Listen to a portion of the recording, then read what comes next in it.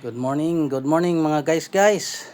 Ayan, gagawa tayo ulit ng feeds natin para sa mga alaga nating manok. So ito pala yung mga ingredients natin, ano. So meron tayo ditong crack corn. Ayan, meron din tayo ditong ipa ng mais. Meron din tayo ditong ipa ng palay. Ayan, oh.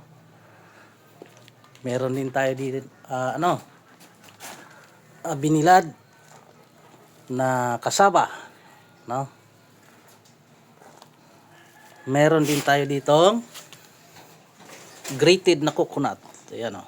O sa aming tawagin ay kinagud na lubi. Meron din tayo ditong molasses. Nilagyan natin yan ng tubig. Ito ang magsisilbi na na binder.